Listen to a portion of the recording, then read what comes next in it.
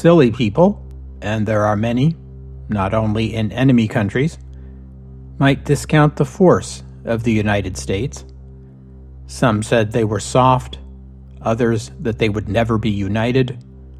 They would fool around at a distance. They would never come to grips. They would never stand bloodletting.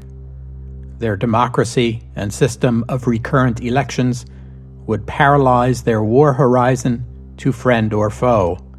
Now we should see the weakness of this numerous but remote, wealthy, and talkative people. But I had studied the American Civil War, fought out to the last desperate inch. Winston Churchill. Welcome to the history of the 20th century.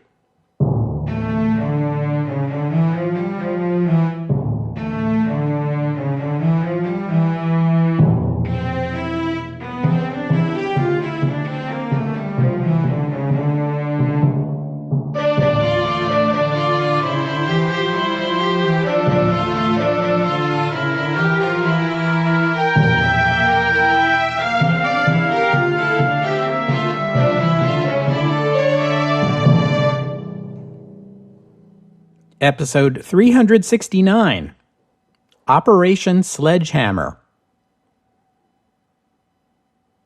As soon as the United States entered the war, its top military leaders were champing at the bit for an invasion of German-occupied France.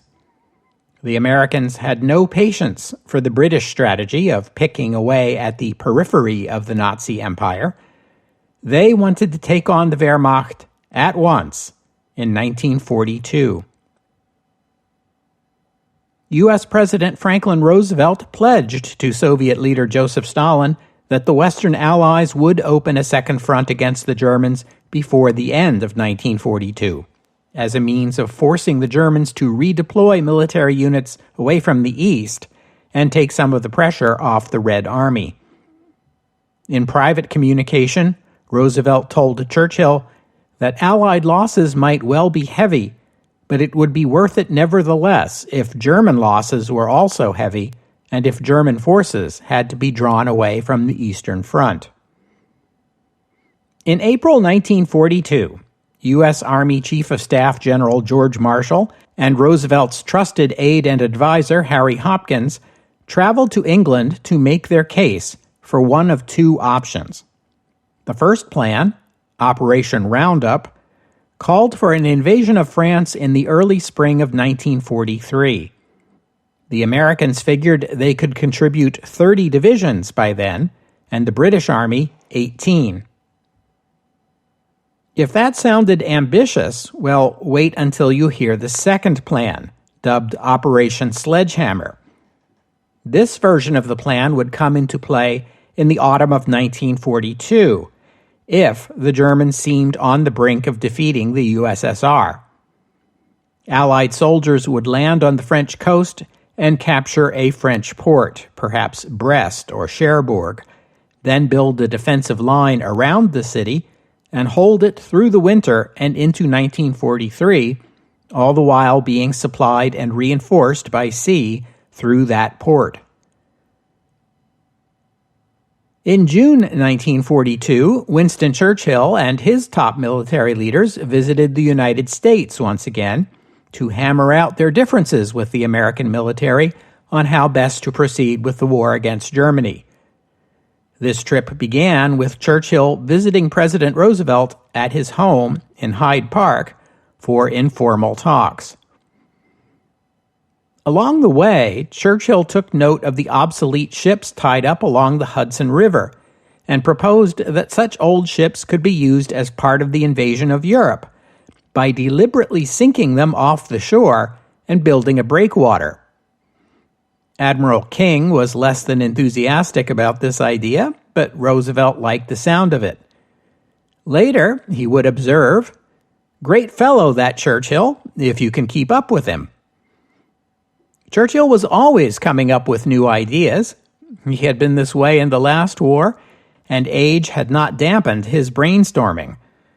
Of course, his biggest idea in the last war was Gallipoli.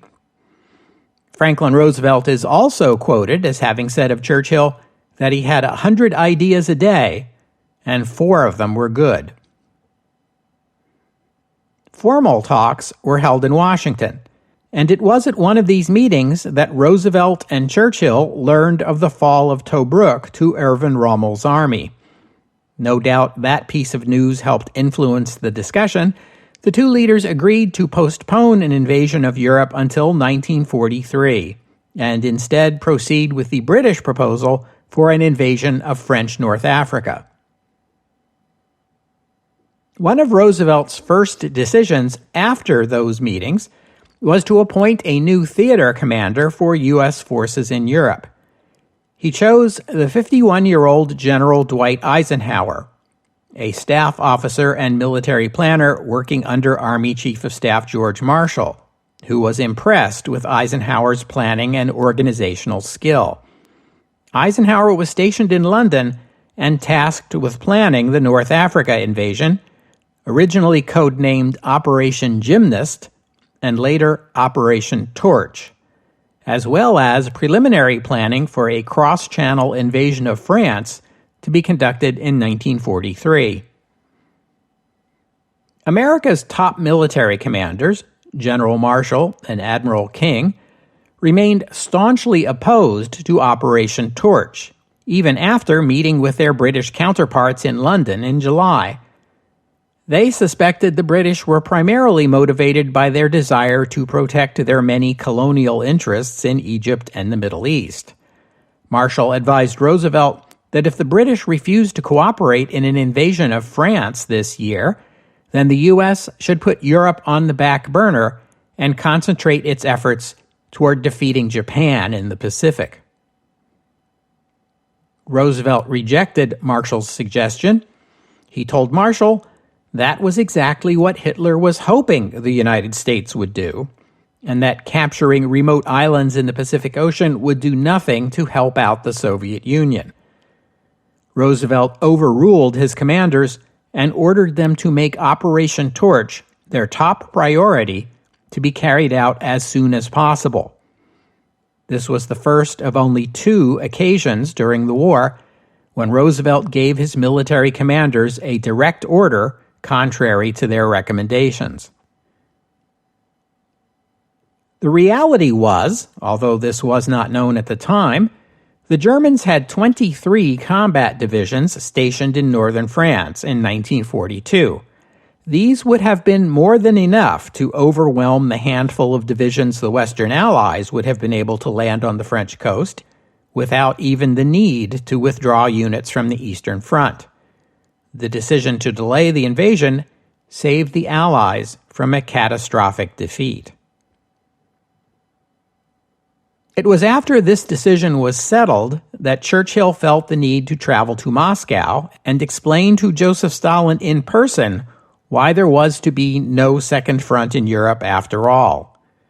He traveled to Moscow via Cairo, where, as you know, he replaced General Sir Claude Auchinleck as head of the Middle East Command with General Harold Alexander. Then it was on to Moscow, where Churchill was joined by Averell Harriman, representing the United States. Churchill began the series of meetings with Stalin by asking him how the Soviet war effort was going. Stalin described the dangerous situation developing on the southern part of the front, where the Germans were advancing toward Stalingrad and threatening the Soviet Caucasus. More about this next week. It was an awkward introduction to the news that Churchill had come to deliver, that Stalin could expect no Western Allied ground force in Europe this year. Stalin asked why the British were so afraid of the Germans, a remark which offended Churchill deeply. In response, Churchill noted that Hitler had not attempted to land soldiers in Britain in 1940, not out of fear of the British Army, but of the uncertainties and dangers inherent in a large-scale amphibious operation. Churchill talked up the British bombing campaign over Germany and the coming Operation Torch. These helped improve Stalin's mood. Churchill then raised the matter of the British suspension of Arctic convoys to Archangel following the disaster of convoy PQ-17. He pledged these shipments would be resumed later in the year. The mood was friendlier by the end of that first meeting, but those accusations of British cowardice continued to irritate Churchill. He told Soviet Foreign Minister Molotov, "Stalin will make a great mistake to treat us roughly when we have come so far." Molotov told Churchill, "Stalin is a very wise man. You may be sure that, however he argues, he understands all." At a later meeting, Stalin again accused the British of cowardice and self-serving motives. He told Churchill, "You cannot win a war without fighting," angering Churchill again. Harriman passed him a note suggesting he not take Stalin's insults too seriously. Instead, Churchill launched into an extended reply, which Harriman later described as one of Churchill's best speeches, in which he defended British honor and stressed British determination to defeat Hitler at any cost. He spoke so rapidly that the translator fell behind, and Stalin didn't even get a translation of most of it. But Stalin only laughed and said, "The words were not important. What was vital was the spirit." The talks ended with dinner between Churchill and Stalin, along with Stalin's 16-year-old daughter Svetlana. The dinner was cordial, and Churchill left the Soviet Union convinced that he had mended the breach in relations with the USSR.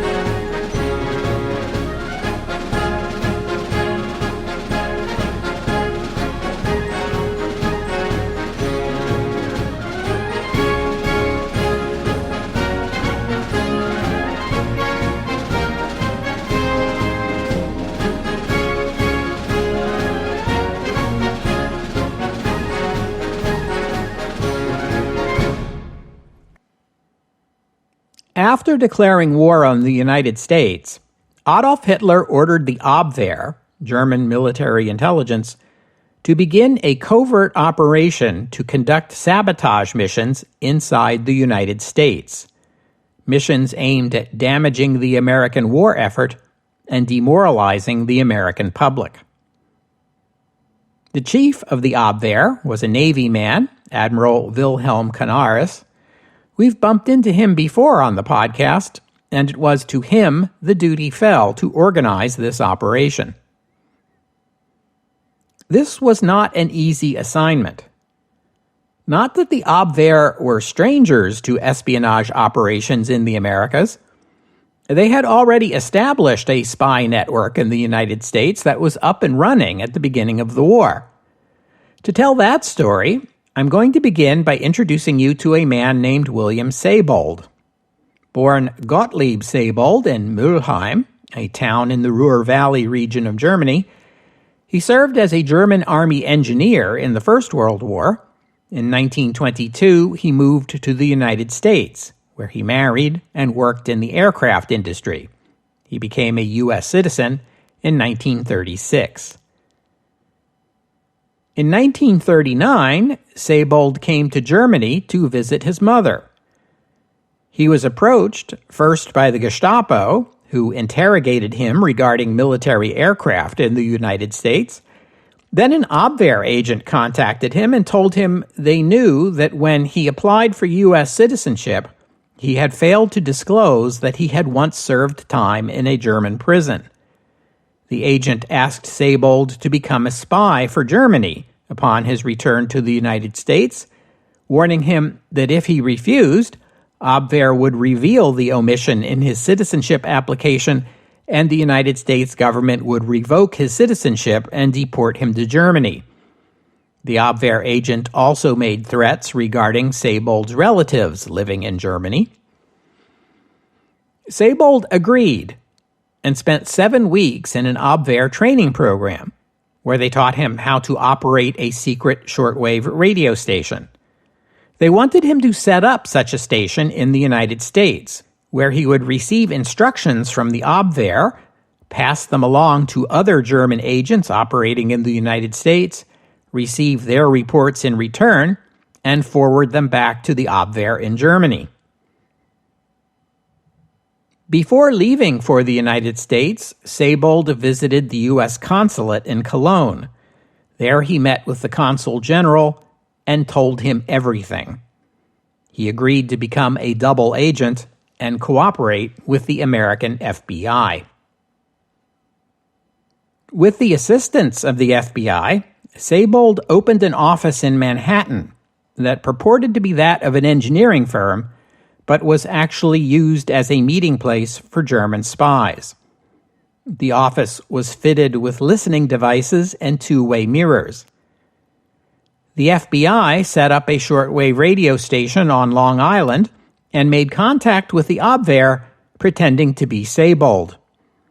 For more than a year, they exchanged hundreds of messages with the Abwehr, in which they sent false information about American military and industrial secrets, and received instructions which allowed them to identify a large number of German agents working in the United States and Latin America. In June 1941, the FBI arrested 33 of these German agents in the United States, 30 men and 3 women. They were prosecuted and sent to prison in December 1941, just after the attack on Pearl Harbor. This was and is the largest espionage case in American history, and the U.S. government entered the war confident it had fully dismantled the German espionage network. So in early 1942, when Hitler ordered Canaris to begin undercover sabotage missions in the United States, he had to start from scratch. This project was dubbed Operation Pastorius. The name comes from Francis Daniel Pastorius, a German lawyer who founded Germantown, Pennsylvania, the first German settlement in North America and a gateway for German immigration. Pastorius later began the first anti-slavery movement in the American colonies. Here's a fun fact: my own German ancestors came to America via this route, and some of them crossed paths with Mr. Pastorius.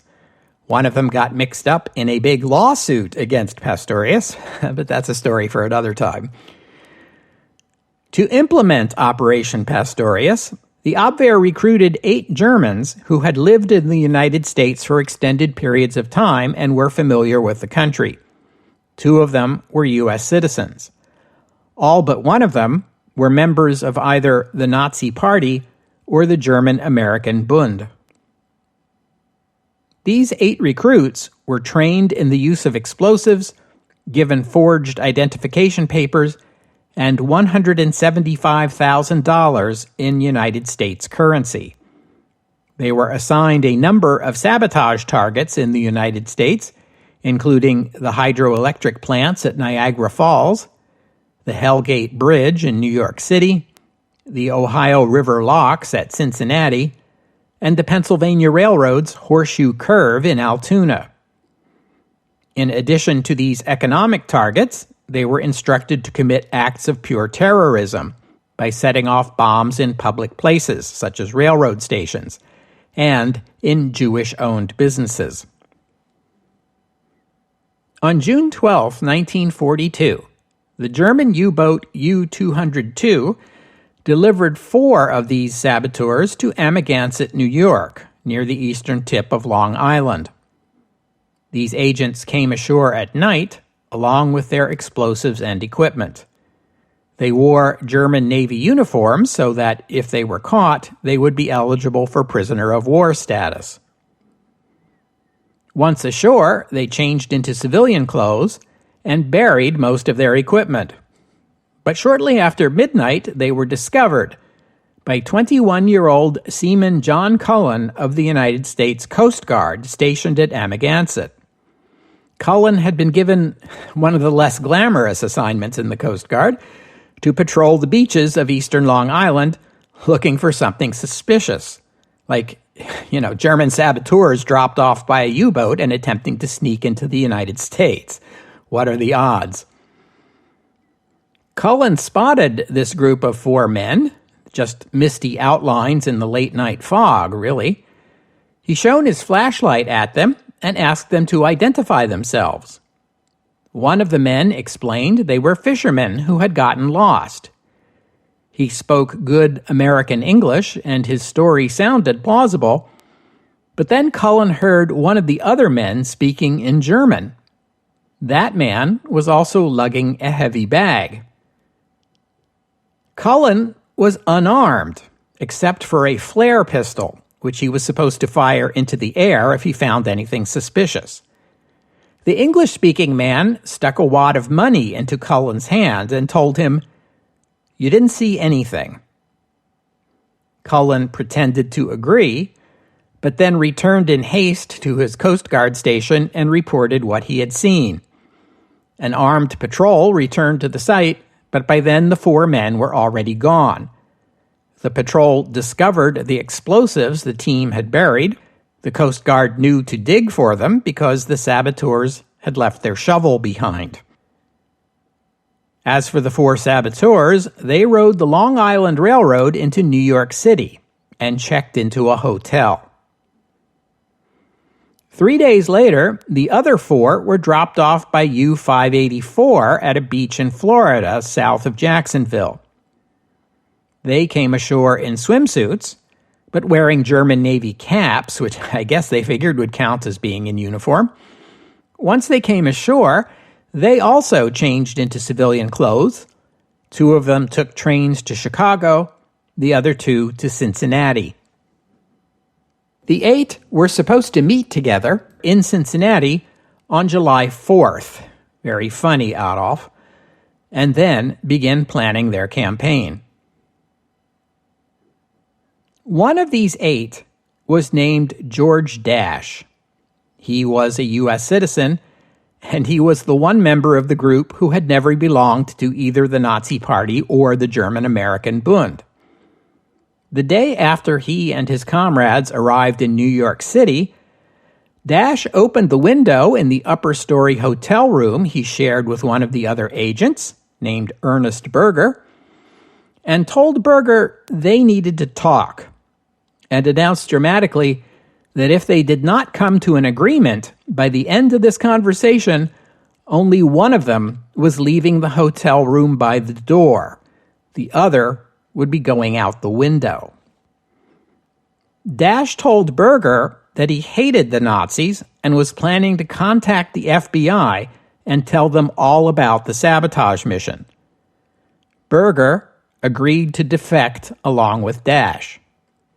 Dash then telephoned the New York office of the FBI and explained to the agent he reached that he was a Nazi spy who had just landed in America via U-boat and wanted to turn himself in. The FBI agent replied, "Yeah, and Napoleon called yesterday." Then he hung up on him. Dash decided he needed to provide evidence to prove his claim, so he took the train to Washington and telephoned FBI headquarters there, telling his story again and explaining he was the same guy who had called the New York office a few days ago. FBI agents came to his hotel, where he showed them $84,000 in U.S. currency the Abwehr had provided to him. The FBI agents were convinced and arrested him. Using information Dash provided, the FBI then located and arrested the rest of the group, along with 16 Americans who had assisted them in one way or another, including the parents of one of them. Initially, there was some uncertainty in the U.S. government over how to try and punish the saboteurs. They hadn't committed any actual crimes yet, apart from illegally entering the United States, If this was a civilian matter, tried before a civilian court, the most they could be charged with was conspiracy. Attorney General Francis Biddle proposed treating them as POWs, which would allow the U.S. to keep them in custody until the end of the war. President Roosevelt rejected both possibilities. He wanted all of them executed, and the sooner the better. So he issued an executive order creating a military tribunal to try the saboteurs. This would be the first time civilians were tried before a military court within the United States since the American Civil War. Lawyers representing the defendants appealed to the U.S. Supreme Court to have the case tried in a civilian courtroom. The Supreme Court denied the appeal and unanimously upheld the power of the president to try them in a military court. All 8 were found guilty on August 3, 1942, and sentenced to death. Roosevelt commuted the sentences of the 2 who exposed the plot, Dash and Berger, to 30 years and life imprisonment, respectively. The other 6 were executed by electrocution 5 days later. Adolf Hitler asked why he even had an intelligence service if all it could produce were incompetents who got themselves killed on their first attempt. The discovery of the sabotage ring naturally drew great public interest in the United States. When FBI Director J. Edgar Hoover announced the arrests, he declined to reveal the fact that 2 of the saboteurs had turned themselves in, instead presenting it as if the FBI had discovered and broken up the plot all on its own.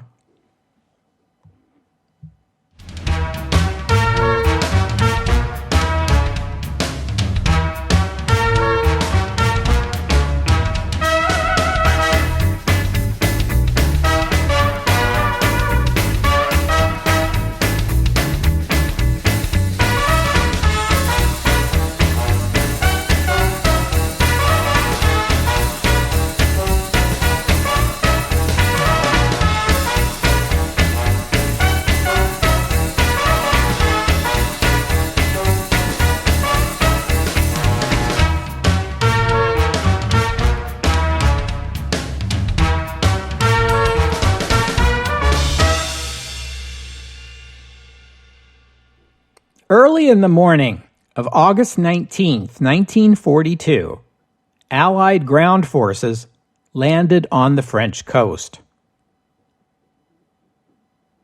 The Soviets had been continually calling for a second front in Europe, and the Americans were chomping at the bit. Churchill and the British military had talked them out of a full-on invasion this year, but even they recognized the need to do something. In lieu of an invasion, the British military began planning a large-scale raid on a French port. This raid would serve 4 purposes. First, to demonstrate the Western Allies' determination to return to the continent. Second, to test the German shore defenses in northern France and assess the state of the German occupation forces in France. Third, as a sort of practice mission, testing the Allies' amphibious landing tactics, and in particular the coordination of land, sea, and air forces of multiple nations.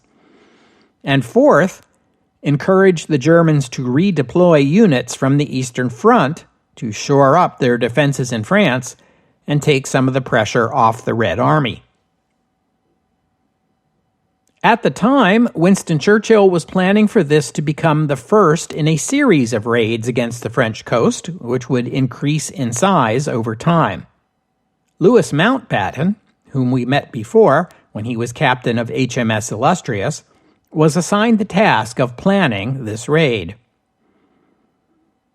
The raid on Dieppe was originally planned for June, but rehearsals on the English coast were unpromising. That, plus bad weather, forced a postponement into August, which became a security concern. There were over 10,000 Allied personnel who knew something about this raid, and the odds of keeping it secret any longer seemed very low. Some commanders, notably Bernard Montgomery, believed the Germans must have heard something about the operation and recommended calling it off. But Mountbatten wanted to proceed. He argued that after hearing about the June raid, and then that it was called off, the Germans would never expect them to be so stupid as to proceed with exactly the same plan in August. And if that sounds like something General Melchett might have said in Blackadder, well, in fact, he did. See Episode 1 of Series 4. The Germans were, in fact, aware that the Allies were planning some kind of amphibious operation on the coast of France sometime in 1942. The 2nd Canadian Infantry Division was selected to supply the main force of about 5,000 soldiers. Keep in mind that Canada had been at war with Germany for nearly 3 years now, and Canadian soldiers had yet to enter combat against the Wehrmacht. The only combat any Canadian armed force had seen so far was in Hong Kong, where 2,000 Canadian soldiers made up part of the city's defense. All of them were either killed or captured by the Japanese. Canadian soldiers stationed in Britain were eager to contribute something to the Allied war effort. The 2nd Division's commander, Major General Roberts, told his soldiers, "Don't worry, men, it'll be a piece of cake." He would come to regret those words. Apart from the 5,000 Canadian soldiers, there were about 1,000 British soldiers and commandos, plus a team of Free French commandos, and about 50 U.S. Army Rangers. They were all supported by British, Canadian, and American air and sea forces. The troops were to land at 4 beaches, codenamed Red, White, Blue, and Green. Red and White were direct attacks at the town of Dieppe, while Blue and Green were some distance along the coast, east and west of the town. The plan was for the soldiers landing at Blue and Green to neutralize German shore batteries, then circle around Dieppe and cut it off, while the soldiers at Red and White would seize control of the town. The operation was only meant as a one-day exercise. Everyone would pull out by sunset.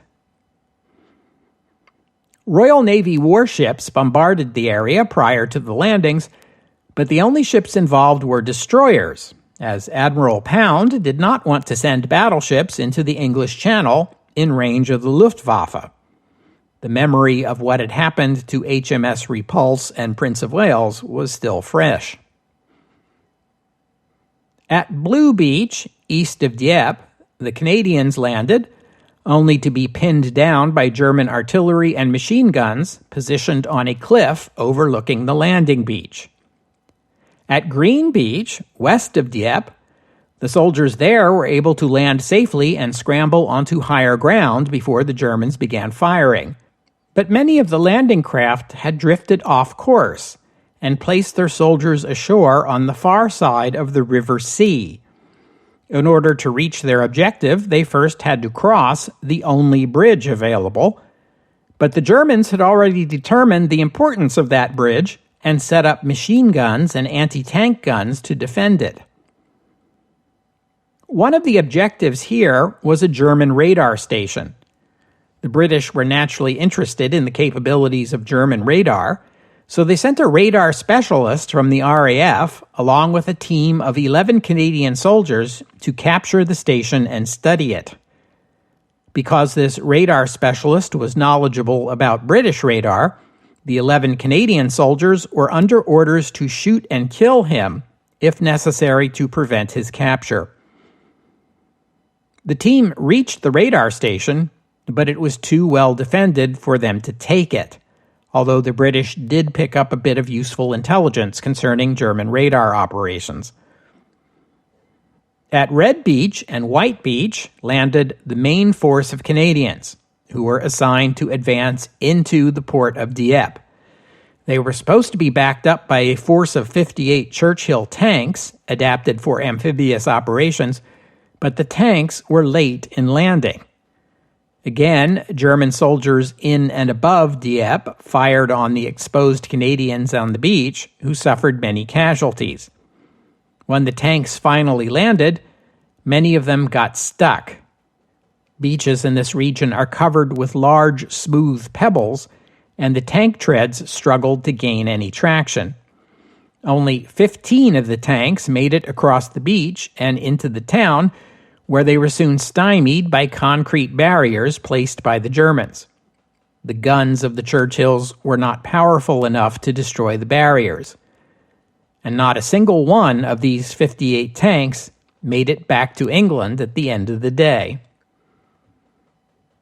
General Roberts, observing operations from a ship offshore, incorrectly concluded that his troops were successfully entering the town, and he sent in his reserve force to assist them.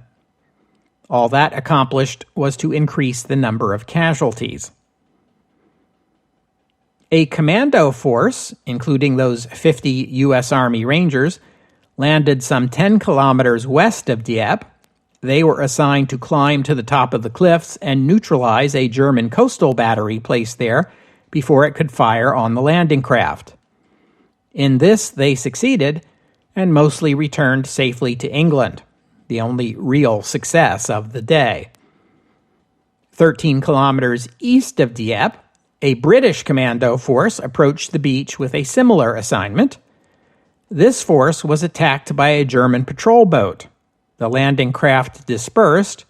The survivors came ashore in a disorganized state, and most of them were forced to surrender. The raid was called off early, and the survivors withdrew. Of the 5,000 Canadian soldiers in the main force, about 1,000 were killed, 2,500 wounded, and 2,000 taken prisoner. Fewer than half of them made it back to England. The Allies also lost a destroyer and 96 British and American airplanes. The Germans suffered 300 killed, another 300 wounded, and the loss of 48 aircraft. What lessons can be learned from the failure of the Dieppe raid? Apart from that the Canadians always seem to get stuck with the wrong end of the stick, the Dieppe raid demonstrated that surprise was critical, as was the need to subject the defender to heavy air and naval bombardment, as much of it as you can bring to bear. Most important, the failure of the Dieppe raid proved that landing on the French coast and quickly seizing a port was not feasible. This is crucial because if the Allies land a large invasion force in France, that force is going to need supplies and munitions in quantities that can only be delivered by large cargo ships. And large cargo ships can't dock just anywhere. They require a deep water port and proper dock facilities, including cranes capable of unloading heavy cargo quickly. Securing such a port has to be job one of any invasion force, and it has to be done fast, or else the Germans will surely sabotage the port facilities before withdrawing. They'll mine the harbor, destroy the cranes, and generally trash the place to a degree that it would take weeks or months before the port is usable again. The landing force can't wait that long to receive supply. That's a problem the Allies need to work on, and the outcome of the Dieppe raid suggests that had the Americans had their way and the Allies landed in France in 1942, the likely result would have been catastrophic. Veterans of the raid believe the Germans must have had advanced knowledge of the assault, as they seemed quite well prepared for it, although there is no proof of this. Remarkably, in the August 17th edition of the Daily Telegraph newspaper, one of the clues in that day's crossword puzzle was French port. The answer was Dieppe. This triggered an MI5 investigation to determine whether the Daily Telegraph crossword puzzle was being used to send coded messages to the Germans. but the investigation concluded it was mere coincidence. Amazingly, Canadian Brigadier General William Southam, who participated in the Dieppe raid, brought a copy of the assault plan along with him, and when he was captured, so was his copy of the plan, which the Germans analyzed carefully. Field Marshal Gerd von Rundstedt, who you'll recall had previously commanded Army Group South and had been relieved of his command by Adolf Hitler for permitting a German withdrawal from Rostov-on-Don in 1941, was now serving as commander-in-chief of the German army in the West. His take on the Dieppe plan was that it was too rigid. He said, "The plan is in German terms not a plan. It is more a position paper or the intended course of an exercise." The raid was a propaganda gift to the Germans, who derided the operation as evidence of the gross ineptitude of the Allied militaries compared with the skilled and professional German army.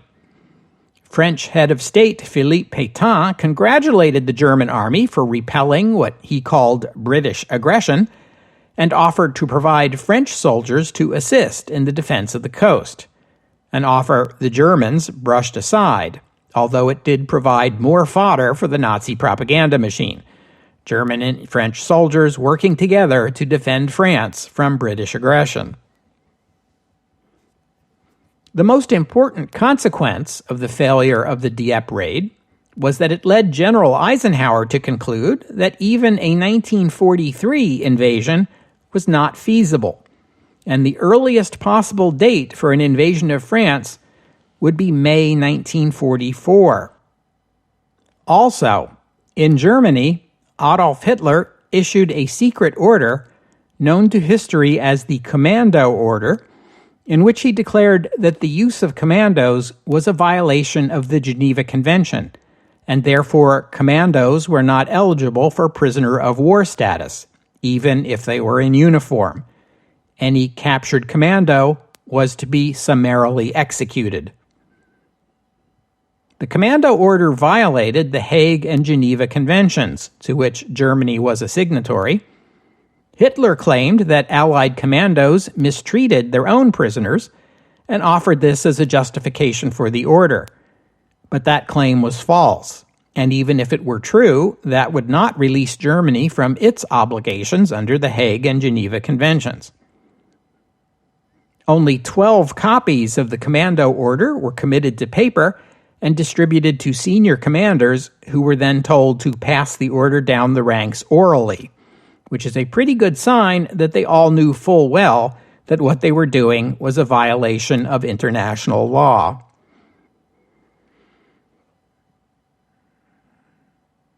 And we'll have to stop there for today. I thank you for listening, and I'd especially like to thank Srimoyi for their kind donation, and thank you to Corey for becoming a patron of the podcast. Donors and patrons like Srimoyi and Corey help cover the costs of making the show, which in turn keeps the podcast available free for everybody.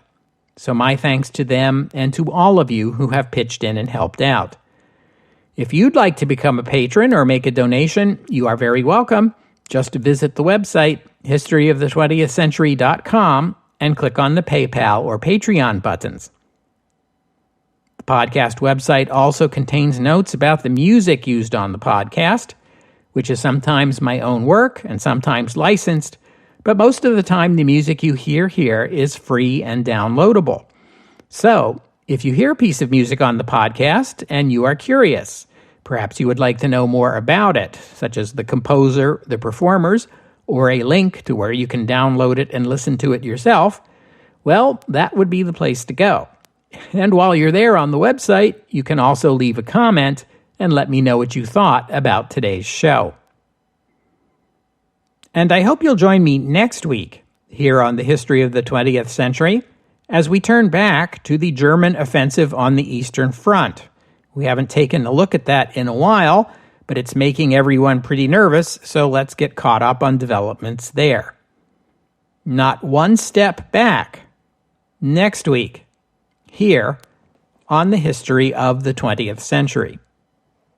Oh, and one more thing. In 1948, U.S. President Harry Truman granted George Dash and Ernest Berger, the two saboteurs who had turned themselves in, executive clemency, conditioned on their deportation to U.S.-occupied Germany. Back in Germany, the two found themselves frequently insulted and harassed by their neighbors, who regarded them as traitors. Dash tried relocating to East Germany, but the East German security services regarded him as a likely American spy. So he returned to the West and settled in Bavaria. In 1957, a member of the West German Bundestag inquired as to the possibility of prosecuting these two men for treason against Germany. The prosecutor declined. Dash claimed he had studied U.S. law before he left on his mission and noted that the U.S. Espionage Act only provided for prison terms for its violators. There was no death penalty, and he had not anticipated that any on his team would be executed. Not much else is known about Berger. It appears he died in 1975. Dash died in 1992 at the age of 89. The 6 agents who were executed were buried in an unmarked grave in Washington. Sometime later, and no one knows exactly when, the U.S.-based National Socialist White People's Party placed a small stone monument to them on nearby woodland belonging to the National Park Service. This monument went unnoticed for decades until it was discovered and removed by the National Park Service in 2010.